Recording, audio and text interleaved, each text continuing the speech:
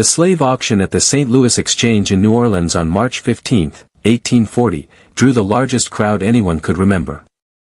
Word had spread for weeks about an extraordinary offering, a woman so remarkable that wealthy planters from across Louisiana, Mississippi, and Alabama had traveled to bid on her. The auctioneer, a man named Baptiste Rousseau who'd conducted thousands of sales over his career, had never seen anything like it. Over 300 men crowded into the exchange hall, many of them carrying letters of credit for unprecedented sums. The usual auction atmosphere, casual, transactional, was replaced with an electric tension, almost like anticipation before a theatrical performance. "Gentlemen, your attention please," Rousseau called, climbing onto the auction block. "Today we present the most exceptional offering in my 25 years as an auctioneer. A woman of extraordinary accomplishments, superior intelligence, refined manners, and remarkable beauty. But more than that, and this is what makes her truly unique, she possesses skills that any wealthy household would consider invaluable." He gestured, and a woman was brought forward onto the auction block. Her name was listed in the auction catalog as Marguerite, though that turned out to be only one of many names she'd used. She appeared to be in her early 30s, though her exact age was unknown. She was of medium height with elegant bearing, light brown skin, and features that suggested mixed ancestry. She was dressed simply but with impeccable taste, a dark blue dress, clean and well-fitted, her hair styled in a sophisticated manner. But it was her demeanor that was most striking. She didn't hang her head or show the fear and resignation typical of people being sold. Instead, she stood with quiet dignity, her eyes scanning the crowd with what looked like assessment rather than fear, as if she were evaluating the men rather than being evaluated by them. "Marguerite is fluent in 4 languages," Rousseau continued. "English, French, Spanish, and Latin. She reads and writes with exceptional skill. She has extensive training in music, piano, voice, composition. She is accomplished in art, literature, and poetry. She can manage complex household accounts, supervise large staffs, and coordinate elaborate social events. She has medical knowledge including midwifery and nursing. And gentlemen, she is trained in the social graces to a degree that would put many ladies of quality to shame." The crowd murmured with interest.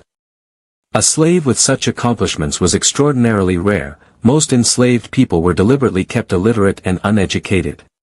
A woman with Marguerite's skills could serve as governess to children, manager of a household, personal secretary, social coordinator, and companion. She represented not just labor but refinement, culture, and status. "The bidding will start at $2,000, Rousseau announced, an astronomical sum when the average field hand sold for $500 and a skilled house servant for $800. $2,500, called a voice from the crowd almost immediately. $3,000, another bidder shouted. $4,000, came a third bid.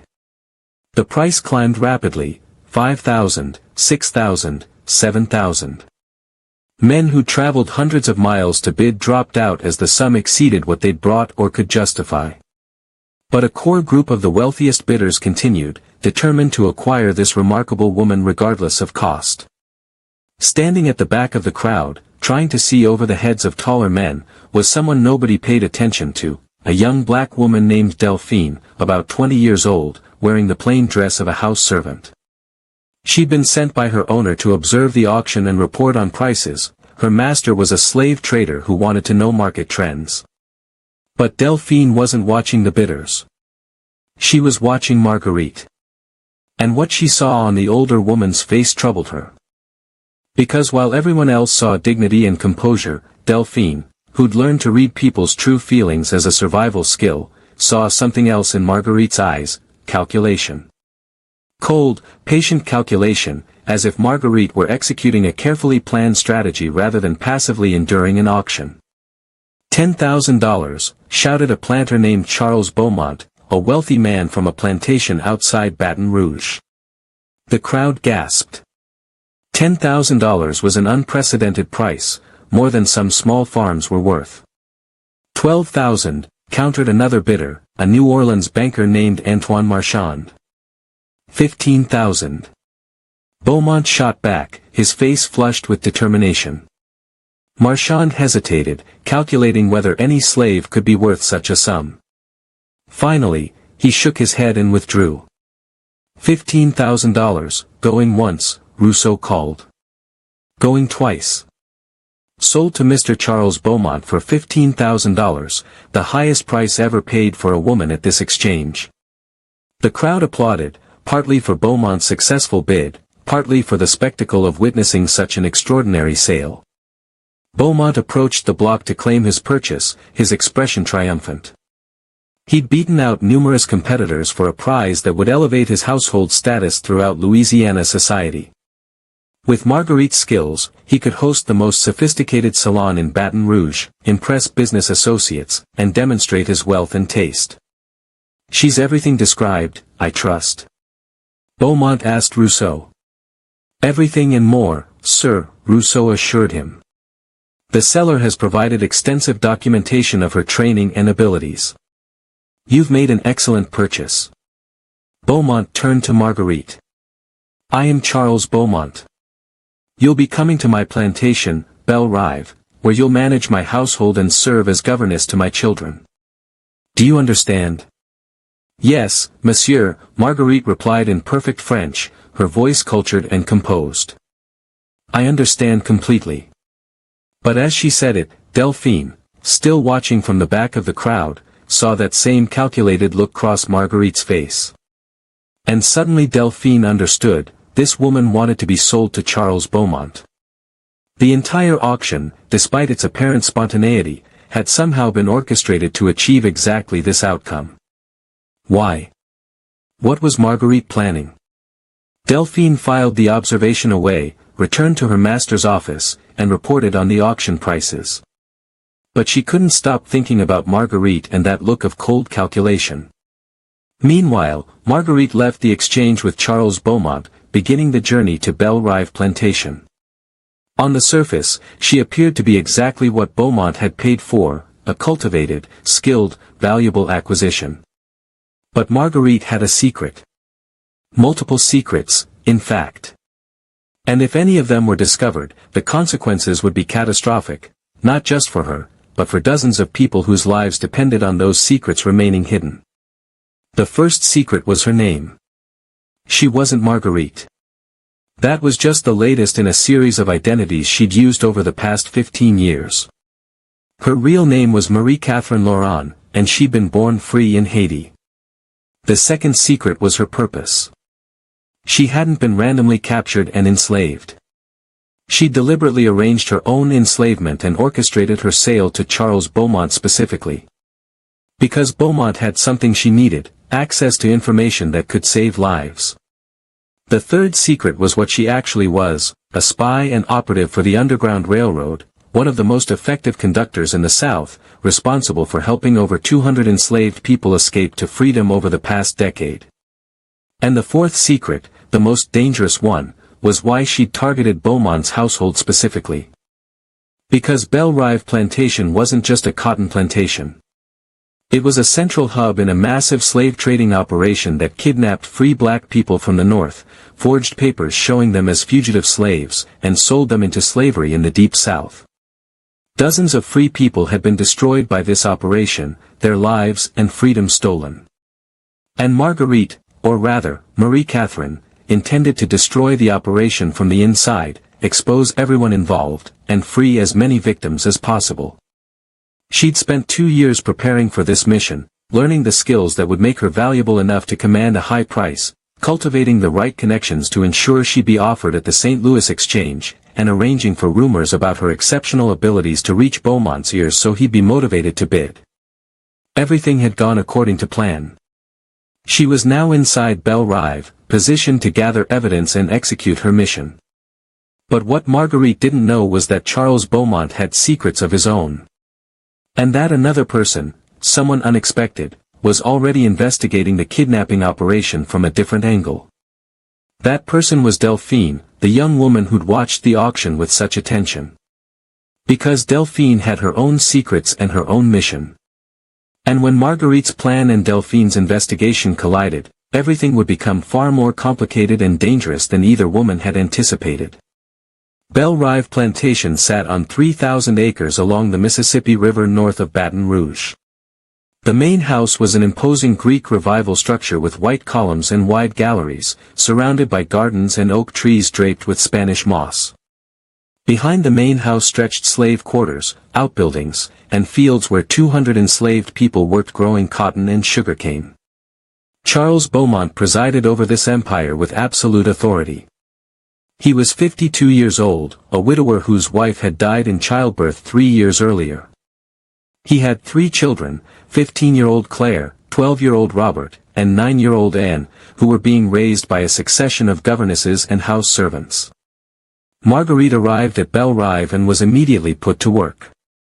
She was given a small but private room in the main house, unusual for an enslaved person, but justified by her role managing the household and teaching the children.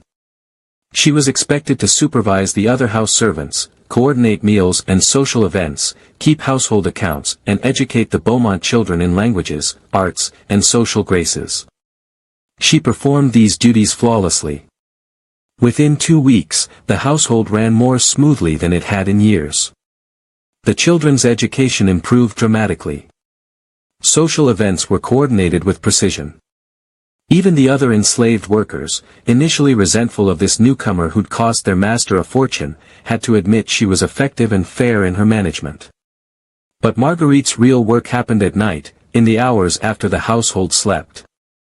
She searched Beaumont's study, carefully examining documents and correspondence. She memorized shipping records, financial ledgers, and letters from business associates.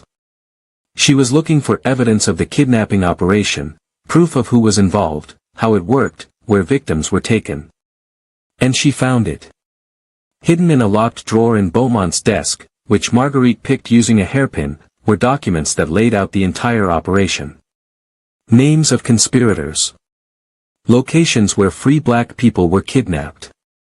Forged documents claiming they were fugitive slaves. Records of sales and transport. Financial accounts showing how profits were divided. The operation was even larger than Marguerite had suspected.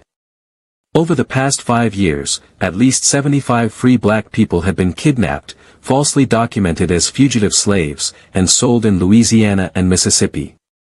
The profits were enormous. Hundreds of thousands of dollars split among a network of kidnappers, slave traders, corrupt officials, and plantation owners who knowingly purchased people they knew to be illegally enslaved. Marguerite carefully copied key documents, working by candlelight, transcribing names and details into a small notebook she kept hidden in the hem of her dress. This evidence would be crucial for exposing the operation. But gathering evidence was only the first step. Marguerite also needed to identify victims, people currently enslaved at Belle Rive or other plantations who'd been kidnapped from freedom. Once identified, she could work to get them to safety. She found the first victim during her 3rd week at Belle Rive.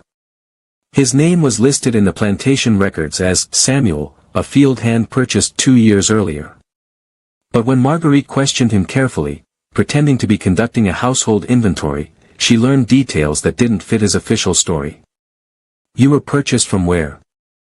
Marguerite asked, reviewing records.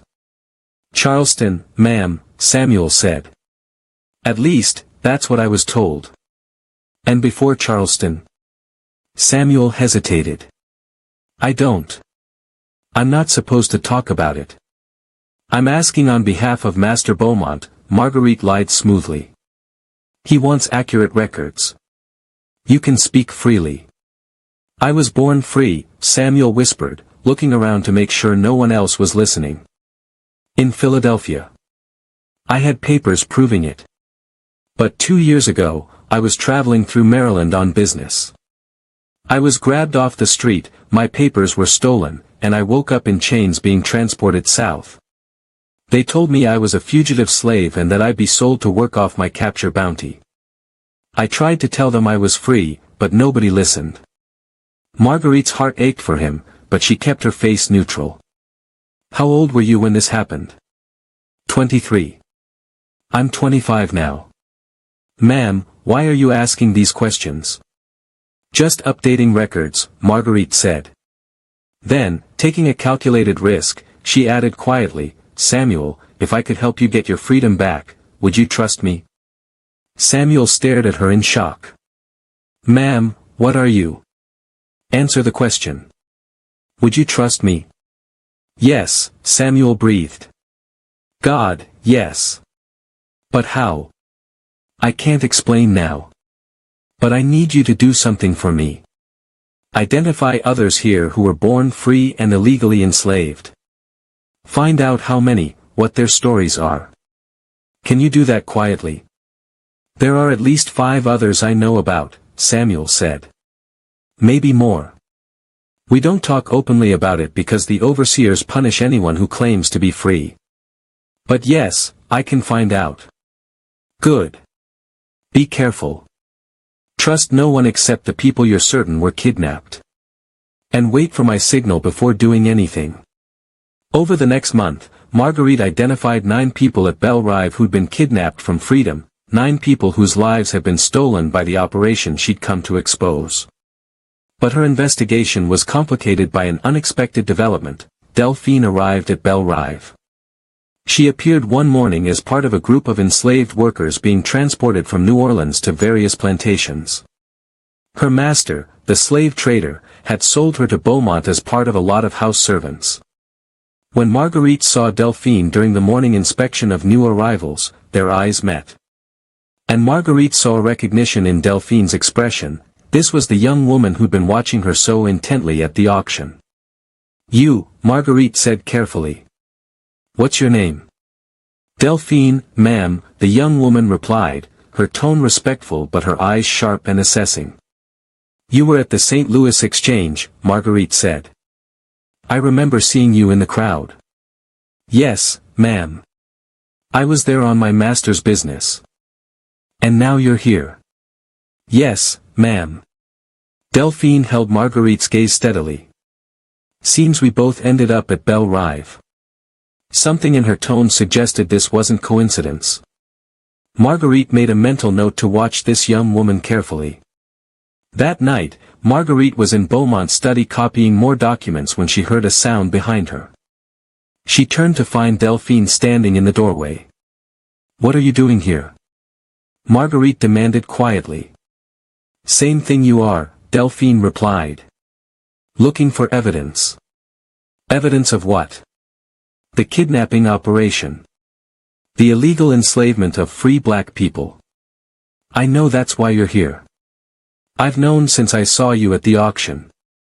Marguerite considered denying it, but Delphine's directness and knowledge suggested that wouldn't work. "Who are you?" "Really? My name is Delphine Rousseau. My father was the auctioneer who sold you, Baptiste Rousseau. I'm free, not enslaved. I've been working undercover for the past year, posing as a slave trader's assistant, investigating this kidnapping operation.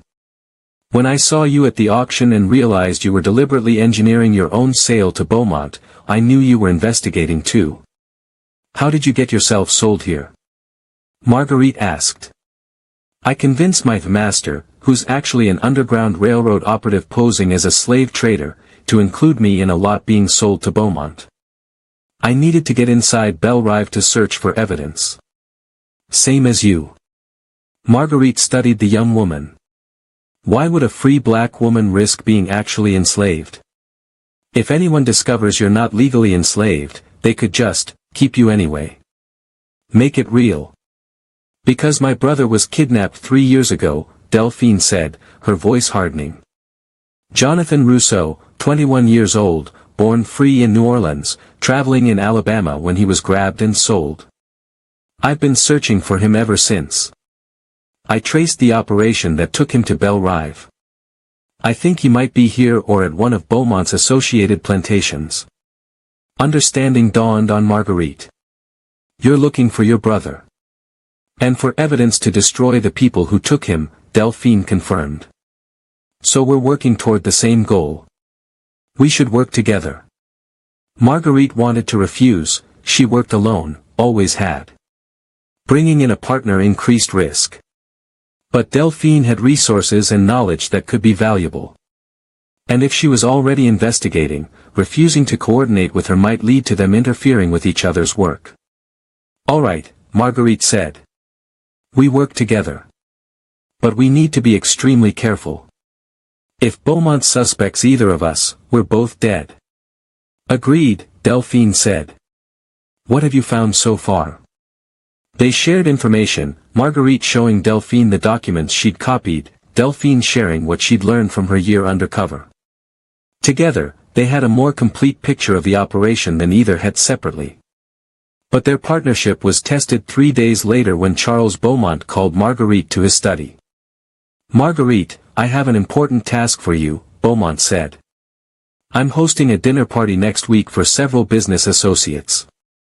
I need you to coordinate it, plan the menu, supervise preparation, ensure everything is perfect. These are very important men, and I need to impress them." "Of course, sir," Marguerite said. "May I ask who the guests will be?" Beaumont listed names. Marguerite recognized several from the documents she'd copied. These were co-conspirators in the kidnapping operation. This dinner wasn't just a social event, it was a meeting of the criminal network. "I'll ensure everything is perfect," Marguerite said. After she left Beaumont's study, she immediately found Delphine. "We have an opportunity. Beaumont's hosting a dinner for the kidnapping conspirators next week. If we can listen to their conversation, we might learn crucial details about the operation." "How do we listen?" Delphine asked. "They'll be in the dining room with the door closed. The serving pantry shares a wall with the dining room," Marguerite said. "The walls are thin. If we position ourselves there while serving the dinner, we can hear everything." They spent the next week preparing for the dinner party, Marguerite handling the visible coordination, Delphine assisting in planning how they'd eavesdrop without being caught. The night of the dinner arrived. 7 men gathered in Beaumont's dining room, wealthy planters, slave traders, and 1 man who was introduced as a county magistrate. All of them were well-dressed, respectable-looking, the kind of men who held positions of authority and trust in their communities. All of them were criminals profiting from kidnapping. Marguerite supervised the meal service, making sure dishes were presented perfectly. Delphine worked in the serving pantry, preparing courses. And between them, they listened to the conversation in the dining room. "The northern operations are becoming more difficult," one of the traders said. "Free black people are more cautious now. We've had to expand our territory." "What about the Maryland route?" Beaumont asked. "Still functional, but we lost 2 operatives last month. Someone's investigating us. We need to be more careful. We should focus on the Western Territories," the magistrate suggested. "There are free black settlements in Ohio and Indiana that are less vigilant. Easier targets." They discussed logistics, routes, methods. They talked about their victims like merchandise, calculating value, discussing which markets paid best for certain types of people, comparing profits. Marguerite felt rage building as she listened to these men casually discussing destroying lives. But she maintained her composed expression, serving wine and clearing plates as if she heard nothing unusual. Then one of the traders said something that made both Marguerite and Delphine freeze. "What about the ones we're holding at the Riverside facility?" the trader asked. "The group we picked up from that Ohio settlement. When do we move them south?" "Next week," Beaumont replied. "We have buyers lined up in Mississippi. 23 people total, that'll be a significant profit. 23 people. Being held somewhere called the Riverside facility, waiting to be sold into slavery." After the dinner ended and the guests departed, Marguerite and Delphine met in the darkened kitchen. "Did you hear that?" Delphine whispered urgently. 23 people being held somewhere. We need to find them. "I don't know where the Riverside facility is," Marguerite admitted. "I haven't seen any reference to it in Beaumont's papers." "Then we search more thoroughly," Delphine said. "Marguerite, if they're moving those people next week, we have days at most to find and free them." "Finding them is just the beginning," Marguerite pointed out. "We'd need to free them," get them to safety, and do it without being caught. That's nearly impossible. Nothing's impossible, Delphine said with fierce determination. You freed 200 people. I've been investigating this operation for a year. Together, we can do this. Marguerite looked at the young woman and saw in her the same desperate courage that had driven Marguerite's own work. All right. We find the facility, we plan a rescue, and we pray we don't get everyone killed in the process. But as they began planning, neither woman knew that they'd already been noticed. That someone in the household had observed their late-night movements and conversations and had reported their suspicions to Charles Beaumont. And Beaumont, who hadn't become wealthy and powerful by being careless, was already planning his response to the threat these two women represented. Charles Beaumont sat in his study 2 days after the dinner party, reading a report from his head overseer, a man named Jacob Marsh. The new woman, Marguerite, has been seen late at night in areas she has no business being, Marsh wrote. And the other new one, Delphine, has been asking questions about property records and transportation schedules. Both are behaving suspiciously. Recommend investigation. Beaumont had been suspicious of Marguerite from the beginning, though he couldn't articulate why. A woman with her skills appearing at auction so conveniently, at exactly the moment when he needed someone to manage his household. It had seemed too perfect. But he'd convinced himself that his suspicion was just paranoia. Now, though, Marsh's report confirmed his instincts. Something was wrong. These women were investigating something, probably the very operation Beaumont had been so careful to hide. But Beaumont was a careful man. Rather than confronting the women directly or having them arrested, he decided to set a trap. He'd give them what they were looking for, the location of the Riverside facility and information about the kidnapped people being held there. Then, when they acted on that information, he'd catch them in the act and discover who they really were and who they were working for.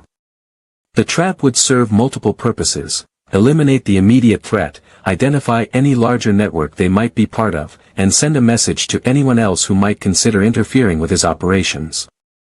Beaumont composed a letter, a false letter, addressed to his associate in Mississippi, discussing the upcoming transport of the kidnapped people from the Riverside facility. He made sure to include specific details: the facility's location, an abandoned warehouse on the river 15 miles north of Belle Rive, the number of people being held, 23, and the timing, scheduled for transport in 4 days. Then he left the letter prominently displayed on his desk, not locked away, but clearly visible, as if he'd been interrupted while writing it and had forgotten to secure it. He told Marsh to increase patrols around the property at night but to allow Marguerite and Delphine freedom of movement. I want to see what they do, Beaumont explained. Let them think they're being clever. We'll catch them when they act. That night, exactly as Beaumont expected, Marguerite entered his study and found the letter. She read it carefully, memorizing every detail, then left it exactly as she'd found it. The next day, she shared the information with Delphine. The Riverside facility is 15 miles north of here, an abandoned warehouse by the river, Marguerite said. 23 people being held, scheduled for transport in 4 days. This is our chance. But Delphine was skeptical. It seems convenient. This information just appearing exactly when we need it. How else would we find it? Marguerite asked. We've searched everywhere else. This is the break we needed. Or it's a trap, Delphine warned. Marguerite, think about it. Beaumont's been incredibly careful hiding this operation. Would he really leave a letter with all this information just sitting on his desk? Marguerite hesitated. Delphine had a point. But what choice did they have? Even if it is a trap, those people are real. The facility is real. We can't just ignore this because we're afraid. I'm not suggesting we ignore it, Delphine said. I'm suggesting we be smarter than Beaumont expects. We verify the information first before committing to a rescue. They developed a plan. Delphine would travel to the location under the pretense of running an errand to a nearby plantation. She'd scout the facility, confirm people were actually being held there, and assess the situation. Only then would they plan a rescue. And if it's a trap? Marguerite asked. Then we don't spring it, Delphine replied. We find another way. 2 days later, Delphine made the journey north, carrying a letter she was supposedly delivering for Beaumont. She located the abandoned warehouse by the river and carefully surveilled it from a distance. What she found confirmed her suspicions and complicated everything. The warehouse was real. And there were definitely people being held there. She could see guards posted around the building and could hear voices from inside. But the number of guards was excessive for holding just 23 enslaved people. And their positioning suggested they were expecting trouble, watching the approaches rather than just preventing escapes. This was definitely a trap. But it was a trap baited with real victims. Delphine returned to Belle Rive and reported to Marguerite. It's a trap. But those people are really there, really being held. Beaumont's using them as bait. So what do we do? Marguerite asked. We spring the trap, Delphine said. But not the way Beaumont expects. They spent the next day planning. The transport was scheduled for the following night. Beaumont would be expecting them to attempt a rescue, probably with help from Underground Railroad operatives, probably during the night before the transport.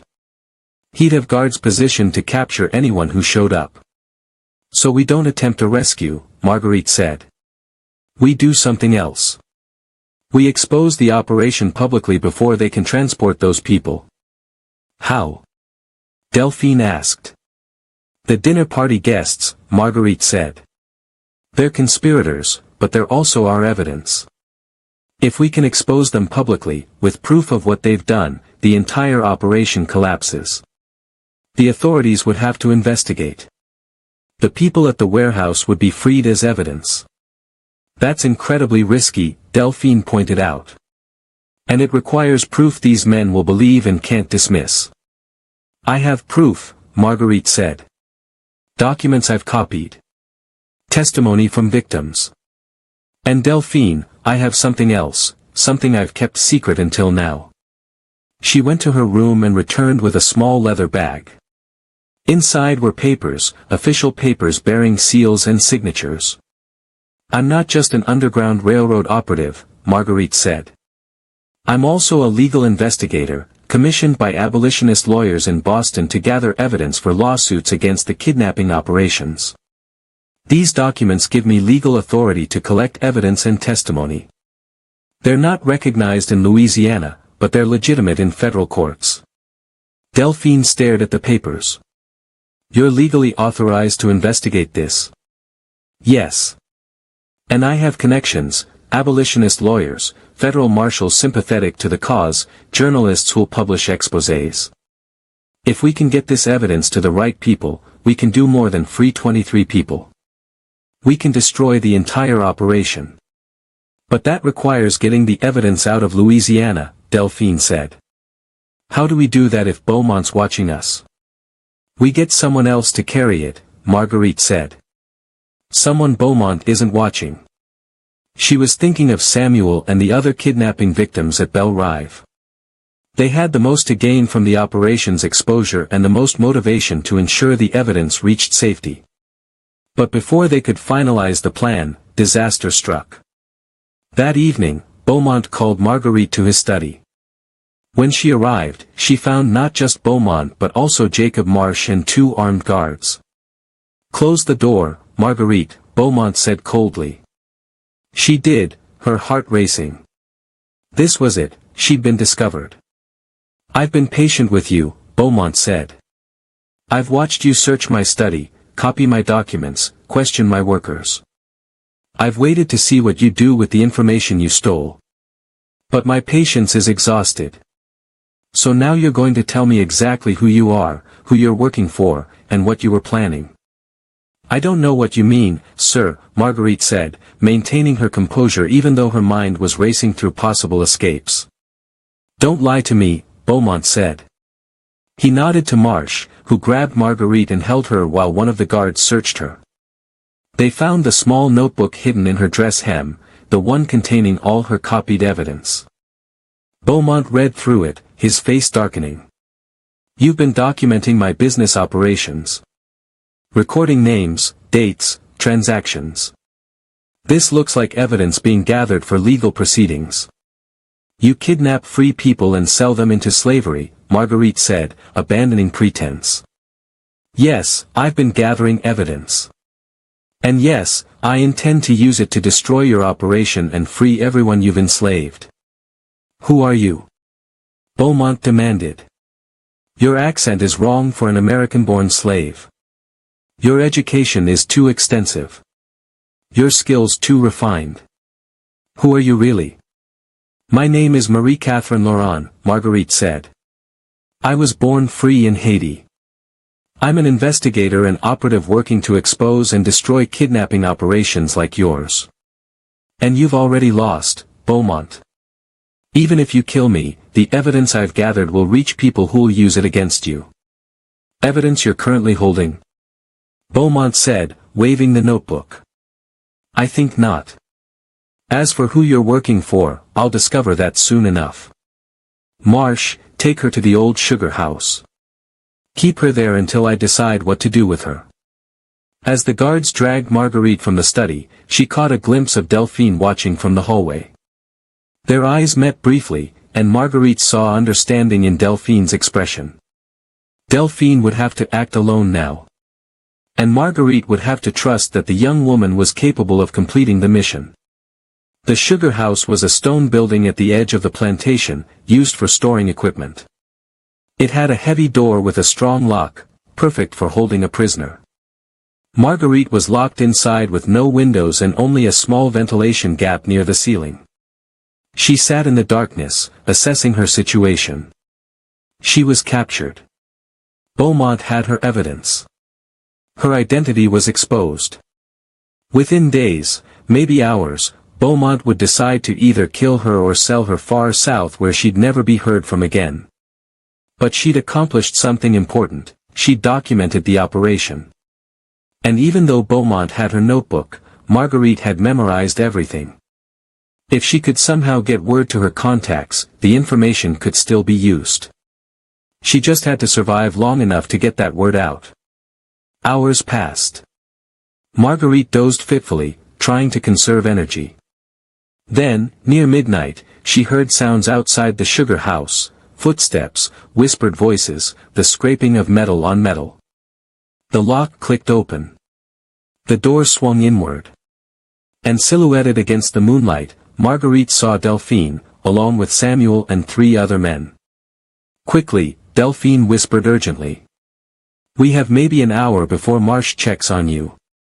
How did you, Marguerite began. Picked the lock.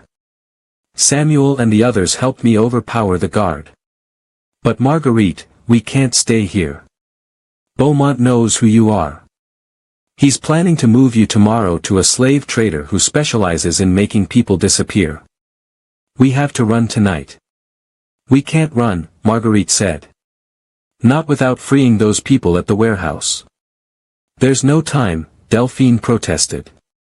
And the warehouse is a trap. I know it's a trap, Marguerite interrupted. But those people are real, and they're scheduled to be sold tomorrow. We can't save ourselves and leave them to be enslaved. Samuel spoke up. Marguerite's right. We've spent years being powerless. If we can save even one person from what was done to us, we have to try. The others nodded agreement. These were people who'd been kidnapped from freedom, who knew exactly what awaited the victims at the warehouse.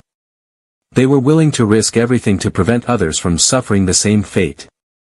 All right, Delphine said. But we do this smart. Marguerite, you said you have connections, people who can help. Can you get a message to them? Yes. If we can reach the river, there's a contact point. Underground railroad conductors check it daily. Then we split up, Delphine decided. Samuel, you and the others take Marguerite to the river. Get her to her contacts. Meanwhile, I'll go to the warehouse. Alone? Marguerite protested. That's suicide. Not alone, Delphine corrected. I'm going to set fire to the warehouse. Create enough chaos that the guards have to release the prisoners or let them burn. Either way, the operation is exposed. If people die in a warehouse fire, there will be investigations. Questions. The whole conspiracy unravels. It was a desperate plan. But desperation was all they had left. There's something else, Delphine said. Something I haven't told you. My brother Jonathan, I think he's one of the people in that warehouse. When I scouted it, I heard a voice that sounded like him. I can't be certain, but I think he's there. I have to go. I have to try. Marguerite understood. Delphine wasn't just trying to save strangers. She was trying to save her brother, the person she'd spent 3 years searching for. Then we do both, Marguerite said. Samuel takes me to the river. I get word to my contacts. You go to the warehouse and create your diversion. And we all pray this works. They parted ways in the darkness, Marguerite and Samuel heading toward the river, Delphine heading north toward the warehouse. As she ran through the night, Marguerite thought about all the things that could go wrong, all the ways this desperate plan could fail. But she also thought about the 200 people she'd already helped to freedom, about the victims at the warehouse waiting for rescue, about Delphine's courage in the face of impossible odds. Sometimes, doing what was right required accepting impossible risks. And Marguerite had accepted those risks long ago. Now she just had to survive long enough to see the mission through. Marguerite and Samuel reached the river as dawn was breaking. The contact point was a specific tree marked with a carved symbol, where Underground Railroad conductors left and retrieved messages. Marguerite scratched a message into a piece of bark, kidnapping operation exposed. Major facility 15 miles north of Belle Rive. Evidence available. Send help immediately. MC. She left the message in the hollow of the tree, then she and Samuel found a hiding place to wait and watch. Meanwhile, 15 miles north, Delphine approached the warehouse facility in the pre-dawn darkness. She'd brought materials for starting a fire, oil, rags, flint and steel. Her plan was simple but dangerous: set fire to the building's exterior in multiple locations, creating enough smoke and flames that the guards would have to evacuate the prisoners or face having 23 people die in a fire they'd been guarding. As she crept closer to the warehouse, she could see 6 guards posted around the building, more than she'd observed during her scouting. Beaumont had reinforced security, clearly expecting some kind of rescue attempt. Delphine waited until the guards' patrol patterns created a gap, then moved quickly to the back of the building. She soaked rags in oil and placed them against the wooden walls, then struck her flint to create sparks. The fire caught quickly, flames licking up the dry wood. Delphine moved to a second location, then a third, setting fires around the building's perimeter. The guards noticed almost immediately. Shouts erupted as they spotted the flames. But the fires were spreading faster than they'd anticipated. Delphine had chosen her locations well, positioning the fires where they'd spread quickly and cut off the most obvious extinguishing routes. "The building's on fire," one guard shouted. "We need to get those people out."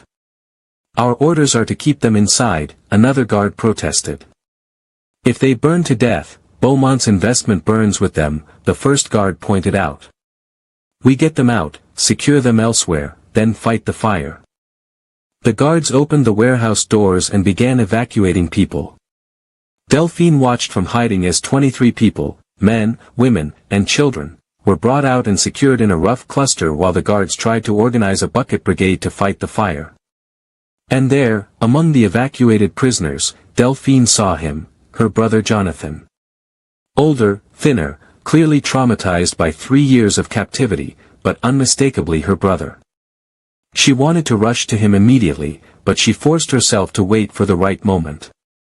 The guards were focused on the fire, arguing about whether to let it burn or try to save the building. The prisoners were grouped together but not heavily guarded. The guards assumed enslaved people wouldn't run because there was nowhere to run to. But these weren't enslaved people who'd accepted their condition. These were free people who'd been kidnapped, who'd been waiting for any chance to escape. Delphine moved into the open and called out in a voice loud enough for the prisoners to hear but not loud enough to alert the distracted guards, "Jonathan Rousseau." "Jonathan, it's Delphine." Her brother's head snapped up. He stared at her in disbelief, tears streaming down his face. "If you want your freedom, run now," Delphine called to the group. "Into the woods. Go north until you reach the river, then follow it south to the marked tree. You'll find help there. But go now, while the guards are distracted." For a moment, the group hesitated. Then Jonathan started moving, and others followed. They ran, not in a panic, but with purpose, people who'd been planning this moment in their minds for months or years finally getting their chance. The guards didn't notice at first, too focused on the fire.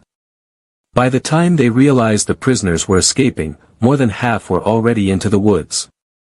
"Stop them," one guard shouted, raising his rifle. But Delphine had anticipated this.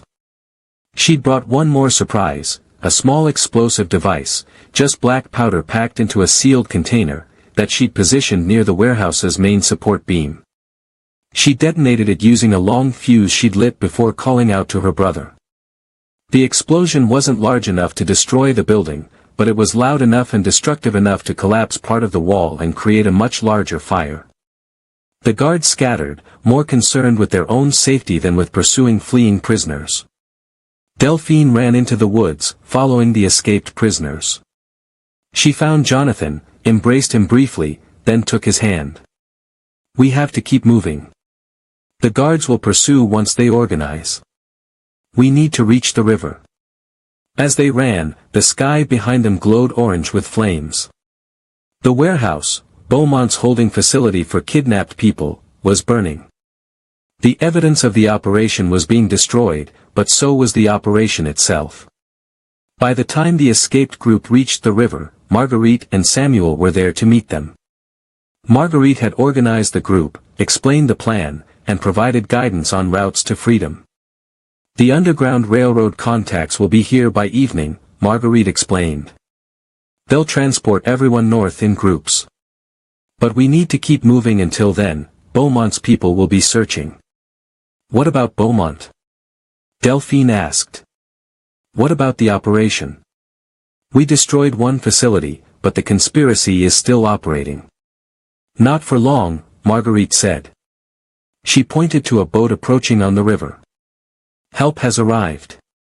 The boat carried 3 men, 2 federal marshals and an abolitionist lawyer from Boston named Harrison Green. They were Marguerite's contacts, responding to her message. "Miss Laurent," Green said as he stepped ashore. "Your message said you have evidence of a kidnapping operation." "I have names, dates, financial records, and 23 living victims who can testify," Marguerite replied. "And I can take you to the plantation where the ringleader lives. But we need to move fast. He knows I've been gathering evidence and he'll try to destroy anything incriminating." Green looked at the federal marshals. "Gentlemen, do we have jurisdiction?" "Kidnapping free persons and selling them across state lines is a federal crime," one marshal said. "We have jurisdiction. Miss Laurent, we'll need your evidence and your testimony. And we'll need these victims to testify as well." Over the next hours, Marguerite laid out everything she'd discovered, the names of conspirators, the methods they used, the locations of operations. The marshals took detailed notes, and Green began drafting legal documents. Then they moved on Belle Rive. Charles Beaumont was in his study when the federal marshals arrived with arrest warrants. He was burning documents, trying to destroy evidence before anyone could use it against him. But Marguerite had already copied the most important documents. And even the papers he'd burned left traces that investigators could examine. "Charles Beaumont, you're under arrest for kidnapping free persons, illegal enslavement, conspiracy, and fraud," the marshal announced.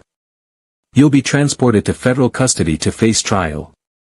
Beaumont looked at Marguerite, who stood beside the marshals. "You've destroyed me," he said. "Everything I built, everything I achieved, gone because of one meddling woman." "Everything you built was founded on crime," Marguerite replied. You destroyed yourself when you chose to enslave innocent people for profit.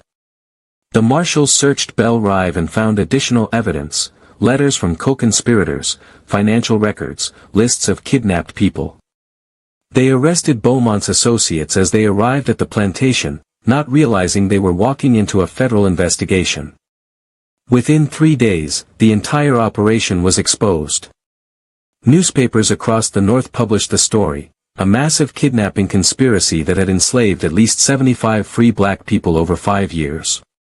The conspirators included respected planters, businessmen, and even a county magistrate. The trials took months, but the evidence was overwhelming. Charles Beaumont was convicted on federal charges and sentenced to 20 years in prison. His associates received similar sentences. The magistrate who'd participated in rigging trials faced both federal and state charges. And the victims, everyone who could be identified and located, were legally freed. Some returned to their families in the North. Others chose to remain in Louisiana, now truly free. A few, including Samuel, joined the Underground Railroad to help others escape slavery. Delphine reunited with her brother Jonathan, who slowly recovered from the trauma of 3 years of captivity. They returned to New Orleans together, where Delphine continued her investigative work and Jonathan became an advocate for kidnapping victims. And Marguerite, Marie Catherine Laurent, continued her work exposing and destroying kidnapping operations throughout the South. The Belle Rive case had been her most successful mission, leading to dozens of arrests and the liberation of over 70 people. But she never forgot the risk, the near capture, the moment when everything could have failed. And she never underestimated the courage of people like Delphine, who'd risked everything to save her brother and help free strangers. 10 years later, in 1850, Marie Catherine Laurent was 50 years old and had helped free over 500 people from slavery. She'd exposed 7 major kidnapping operations, led to over 100 arrests, and become one of the most effective operatives in the abolitionist movement. But she was also exhausted. The work took a physical and emotional toll that couldn't be sustained forever. She decided the Belle Rive mission would be her last undercover operation. She'd train others, provide intelligence and support, but she wouldn't pose as enslaved again. The risk was too great, and she'd done enough. At a gathering of abolitionists in Boston, Marie Catherine spoke about her experiences. I was auctioned in New Orleans as Marguerite, the most coveted female slave ever sold at the St. Louis Exchange. Men bid $15,000 for the privilege of owning me. But I was never truly owned. I chose to be sold. I chose my buyer. I used the system's evil against itself. The impossible secret of my auction wasn't just that I was free, not enslaved. It wasn't just that I was an investigator posing as property. The impossible secret was that every person who participates in slavery, even those who think they're profiting from it, is actually enslaved by it. Enslaved by the moral corruption it requires. Enslaved by the fear of exposure. Enslaved by the knowledge, deep down, that what they're doing is evil. Charles Beaumont thought he owned me. But I destroyed him. Not through violence, but through truth. By exposing what he'd done, by freeing his victims, by ensuring he faced justice. That's the power of truth. It can't be owned, can't be controlled, can't be destroyed. I've spent 20 years fighting slavery. I've seen terrible things and done things I'm not proud of. I've deceived, manipulated, and destroyed to achieve my goals. I'm not a perfect hero. But I've helped 500 people escape to freedom. I've exposed criminal conspiracies. I've made powerful men face consequences for their crimes. And I've proved that one person, armed with courage and determination, really can make a difference. The audience gave her a standing ovation. But Marie Catherine knew the work wasn't done. Slavery still existed. Kidnapping operations, though smaller and more cautious, still operated. The fight continued. When the Civil War began in 1861, Marie Catherine was too old for active service. But she worked tirelessly supporting the Union cause, providing intelligence about Confederate operations, helping escaped slaves reach Union lines, and advocating for emancipation. When the Emancipation Proclamation was issued in 1863, she stood with Frederick Douglass and other abolitionists in celebration. "This is what we fought for," she told the crowd. "Not just the end of slavery, but proof that justice can prevail over evil, that courage can overcome oppression, that truth matters more than power." Marie Catherine Laurent died in 1877 at age 77, having lived to see slavery abolished and having helped nearly 1,000 people escape to freedom over her lifetime. Her obituary in abolitionist newspapers described her as one of the most effective operatives in the fight against slavery, a woman who risked her life countless times to expose criminal conspiracies and liberate the enslaved. But the detail that captured public imagination was the story of her auction in New Orleans in 1840, how she'd been sold for $15,000, the highest price ever paid for a woman at the St. Louis Exchange. How she'd orchestrated her own sale. How she'd used the slaveholders' greed and pride against them. The impossible secret of the most coveted female slave ever auctioned in New Orleans was that she was never a slave at all. She was a free woman who chose bondage as a weapon against slavery itself. Who turned the auction block into a platform for justice. Who proved that even in slavery's darkest heart, courage and truth could prevail. And that legacy, the legacy of impossible courage in the face of impossible odds, inspired generations of freedom fighters who came after her, showing that justice, though difficult and costly, was always worth fighting for.